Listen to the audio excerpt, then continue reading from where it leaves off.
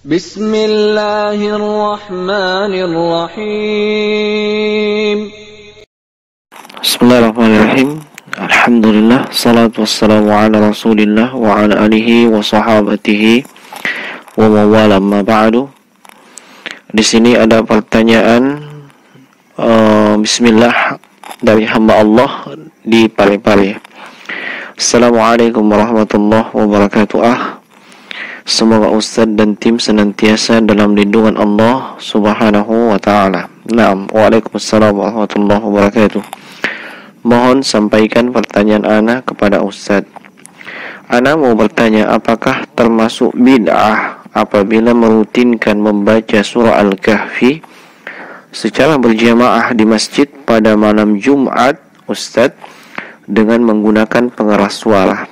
Barakallahu fiik. Taib, pertama yang mesti dipahami dulu adalah definisi bid'ah. Apa itu bid'ah? Dan ketika Nabi SAW menyebutkan tentang bid'ah, maka definisi yang mana yang digunakan untuk memahami sabda Nabi SAW tersebut? Taib, bid'ah secara bahasa itu berasal dari kata bada'ah yang didefinisikan oleh Imam Ibnu Manzur dalam Lisanul Arab dengan asy-syai'u al-mukhtara'u ala ghairi misalin sabiq.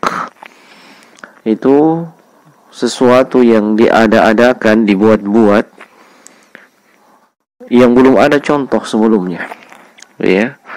Ini adalah definisi dari sisi bahasa. Kemudian dari sisi istilah atau terminologi, ini banyak ungkapan yang disebutkan oleh para ulama, baik itu ulama zaman klasik hingga ulama yang kontemporer. Dan salah satu yang terbaik yang kami ketahui adalah definisi yang disebutkan oleh Imam Abu Ishaq Asy-Syatibi rahimahullahu ta'ala dalam kitabnya Al-I'tisam. Beliau katakan bid'ah secara istilah itu adalah ibaratun an tariqatin fid din mukhtara'atin tudahi asy-syar'iyyata yuqsadu bis-suluki 'alaiha al-mubalaghatu fi at-ta'abbud lillahi subhanahu. Yaitu istilah yang ditujukan untuk suatu model atau suatu metode atau suatu cara di dalam agama yang dibuat-buat dan menyerupai syariat, dan dimaksudkan ketika melakukannya ya, atau menempuhnya adalah berlebih-lebihan di dalam beribadah kepada Allah Subhanahu wa ta'ala. Dari definisi istilah ini nampak bahwasanya ya, yang dinyatakan sesat itu adalah yang difokuskan cakupannya pada perkara baru dalam urusan agama dan bukan dalam urusan dunia dan perkembangannya.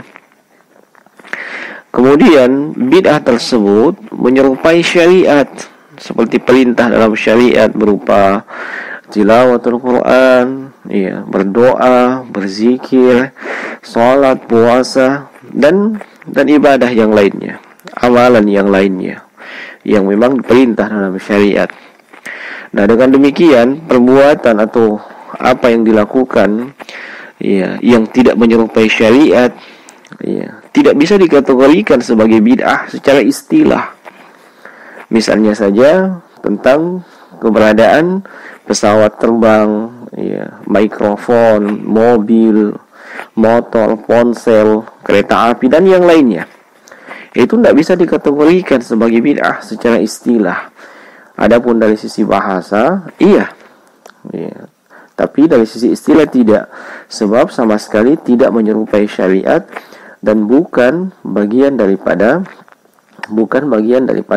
syariat atau agama Islam. Iya.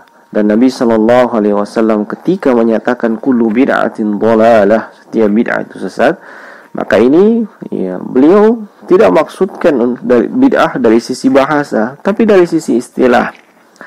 Di antara yang menguatkan hal ini adalah ketika Nabi SAW tiba di kota Madinah. dan beliau ditanya tentang perkara yang terkait dengan mengawinkan pohon kurma ketika itu, ya, sehingga menghasilkan buah yang baik, buah yang terbaik. Nah, dan ternyata, ya, beliau nyatakan ketika itu, antum a'lamu bi umurid dunyakum, kalian dalam urusan dunia kalian itu lebih tahu dibandingkan saya. Ya. Ini menunjukkan bahwasanya bukan dari sisi bahasa yang Nabi maksudkan, tapi dari sisi istilah. Nah, lalu kita kembali pada pertanyaan. Rutin membaca surah Al-Kahfi secara berjamaah di masjid pada malam Jumat dengan menggunakan pengeras suara, apakah ini termasuk bid'ah? Iya. Nah, kita katakan ini termasuk bid'ah dalam agama. Ya. Mengapa demikian?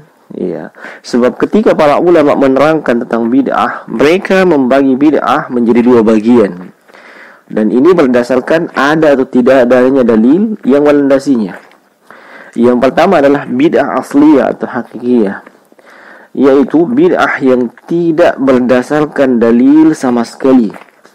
Tidak ada dari Al-Quran, ya, hadits atau sunnah, ijma', ya, dan juga istidlal yang diakui atau mu'tabar di kalangan para ulama, ya, tidak secara global maupun terperinci.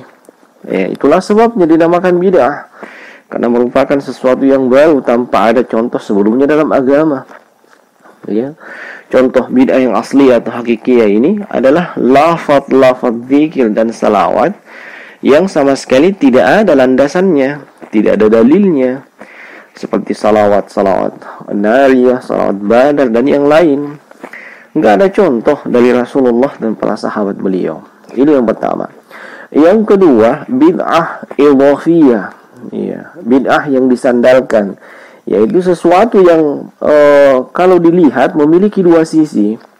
Di satu sisi sesuai dengan tuntunan dalil, sesuai dengan sunnah, karena berdasarkan dalil, ya. Di sisi yang lain merupakan bid'ah karena, ya, tidak berdasarkan dalil. Ya, seperti misalnya membaca zikir tertentu. Ya, contohnya subhanallah. Ya. Ini kalimat zikir subhanallah, kita tidak ragu bahwasanya ini adalah lafaz zikir yang disyariatkan. Namun jika seseorang menentukan jumlah tertentu, cara tertentu, pada waktu dan tempat tertentu, yang semua itu tidak ditentukan dalam syariat, tidak ada dalilnya seperti itu penentuannya, ya, seperti misalnya membaca subhanallah 100 kali dalam sekali nafas, ya, atau dilakukan dengan model atau cara berjamaah, atau dilakukan di tempat khusus, maka penentuan ini, ya, harus ada dalilnya. Kalau tidak ada dalilnya, maka itu adalah bid'ah. Ya. Dan Syekh Muhammad Nasiruddin Al-Albani rahimahullahu taala ketika menyebutkan tentang cara mengidentifikasi suatu kebid'ahan dalam kitabnya Ahkamul Janaiz, beliau sebutkan salah satu poin, ya, yaitu kullu ibadatin atlaqaha asy-syari'u wa qayyadaha an-nas bi ba'dil quyud misl makan aw az-zaman aw as-sifah aw al-'adad. Ya. Semua ibadah yang disebutkan secara mutlak oleh syariat, ya, namun dibatasi, ya, oleh sebahagian manusia dengan beberapa pembatasan, ya. Nah, dalilnya mutlak, tapi sebagian orang melakukan muqayyad atau pembatasan, seperti membatasi tempatnya, waktunya, sifatnya, atau jumlahnya. Nah, membaca surah Al-Kahfi baik di malam Jumat atau di hari Jumat ada dalilnya, yaitu berdasarkan sejumlah hadits. Misalnya hadits yang diriwayatkan oleh Imam An-Nasa'i dan Al-Baihaqi dan disahihkan oleh Syekh Al-Albani rahimahullahu taala dalam Sahihul Jami', ya. Nabi sallallahu alaihi wasallam bersabda, "Man qara'a surat Al-Kahfi fi yaumil jumu'ati adha'a lahu minan nur ma bainal jum'atain." Siapa saja yang membaca surah Al-Kahfi pada hari Jumat, dia akan disinari oleh cahaya antara dua Jumat, ya. Dan contoh yang lain adalah hadits yang diriwayatkan oleh Imam Ad-Darimi dan ini juga disahihkan oleh Syekh Al-Albani Kata beliau sallallahu alaihi wasallam, "Man qara'a suratal kahfi lailatal jumu'ati adha'a lahu minan nur fi ma bainahu wa bainal baitil atiq."